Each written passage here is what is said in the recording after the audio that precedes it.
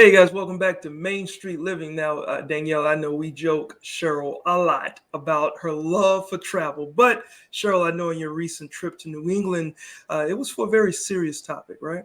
Absolutely. It was work related as well. And I had the opportunity, thanks to a grant from the Society of Environmental Journalists, to follow scientists in New England who are researching the impact climate change is having on whales. What they are finding is alarming. Here's the final installment of my story, as this time we look at fin and humpback whales.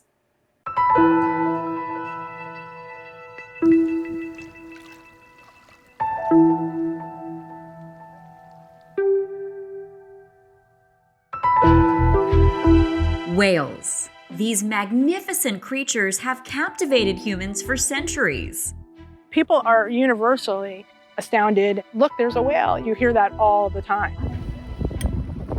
And let's see if we can get that tail up out of the water and get a good look at the other side of it. It's one of those things, it's like art. Why do we have to protect it like music?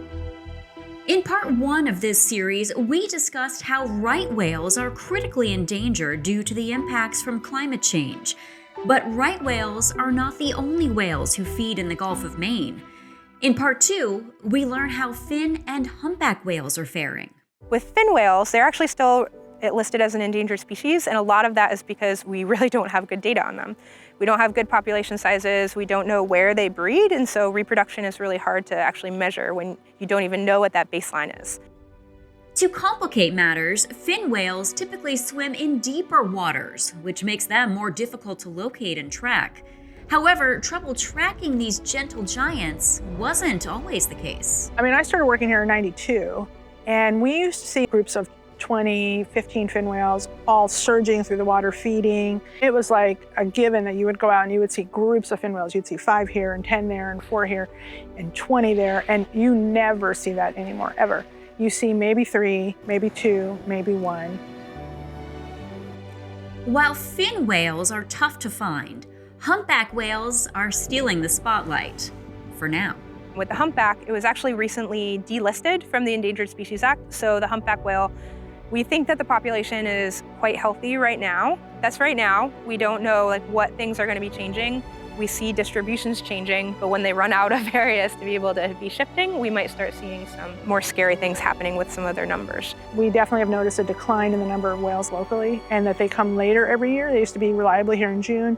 I'm going back 10 years or so, then July. Now it's like mid-August, if that. Not only are the whales arriving later, but they are also showing up in unexpected places.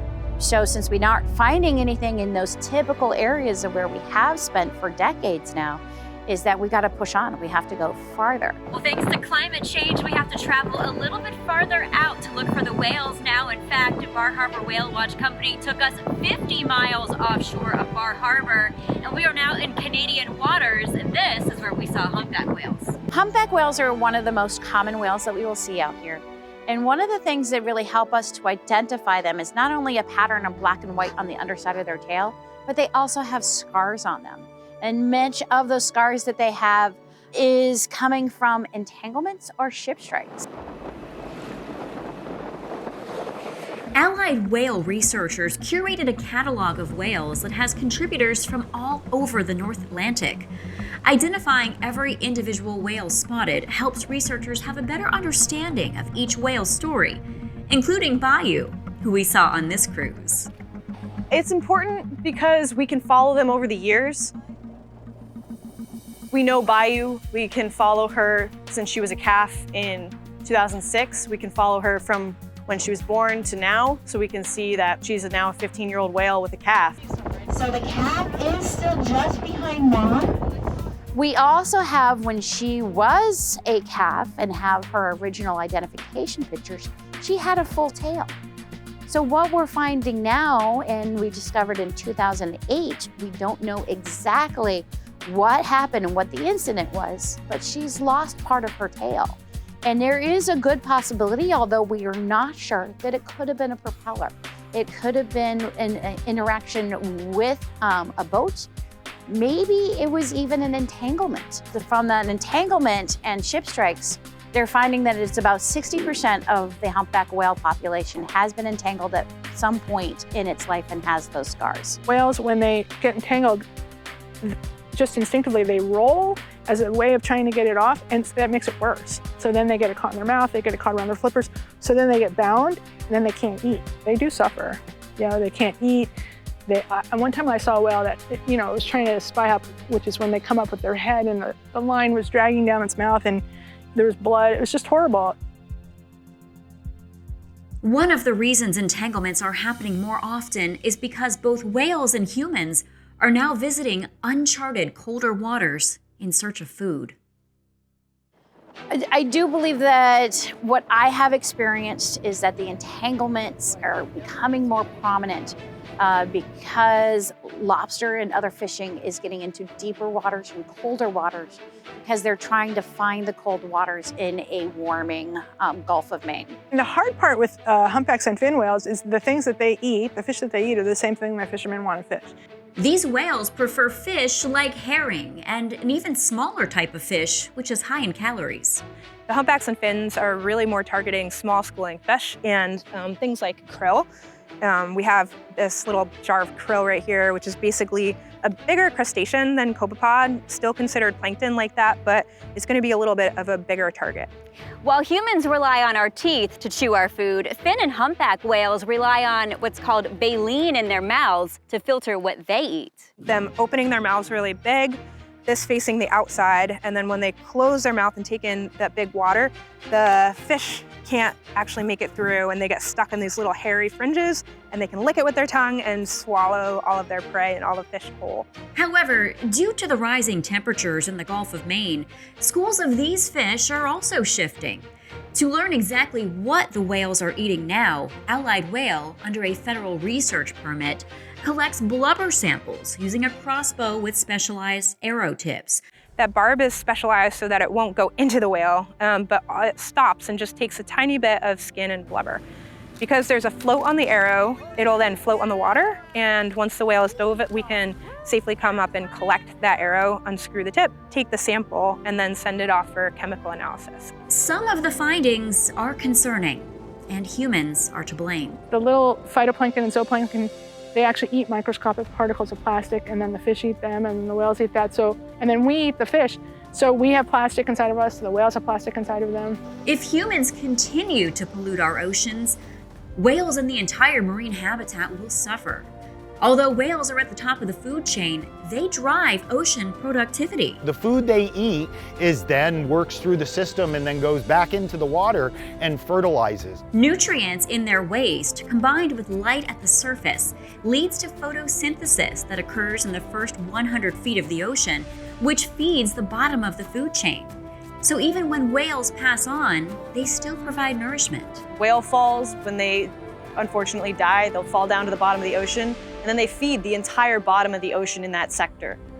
All sorts of animals will come and feed on that whale, and they rely on their bodies to sustain them. And so they're feeding the base of the food chain, which then feeds its way back up. The circle of life represents the infinite nature of energy. What will happen to our marine ecosystem if humans do not alter our behavior? What would an ocean look like without whales? There are actions we can take now to help protect these magnificent creatures. Use less plastic, less single source packaging and reusable straws. Any of these things, while they seem small and inconsequential, they're much more important to changing culture.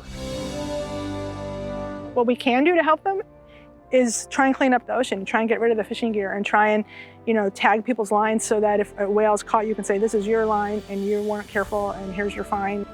Most important things we can do is reduce speed of vessels. There are studies that show if you're traveling at 10 knots as opposed to 15, as opposed to 20, mortality goes down significantly. Having knowledge about whales and about their habitat and about what they're doing, going out on a whale watch and feeling connected, that's a huge first step, I think, to becoming passionate and caring about something.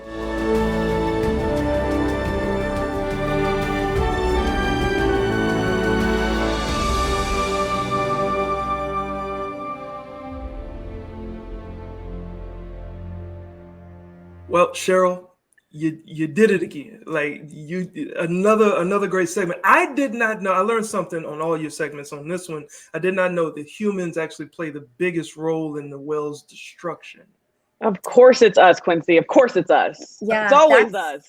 It's it's sad but true, and that's one of the things I was trying to get across in my documentary series is, hey, we can do something as simple as stopping using so much plastic, not using the plastic straws, for example, like they said in the piece. But we are part of the problem, and it's sad to see the whales suffering. And if you want to find out more information about the challenges faced by New England humpback and fin whales, and also how you can help, just visit www.coa.edu/allied-whale to learn more. And Cheryl, I know that was part of an environmental grant as well. Is that something that you get to do very often? Because that seems like kind of a big honor that they chose you to do that. Oh, thank you so much. I wrote up a proposal and I got selected. I think my passion for these stories is what really got me, this media grant. So hopefully I can do more of that in the future. Yes, we love it because, Cheryl, it's important always, of course, for us to be aware of that stuff. And also, we always love talking on this show about giving back. So coming up next, we're going to talk about how giving back helps us all.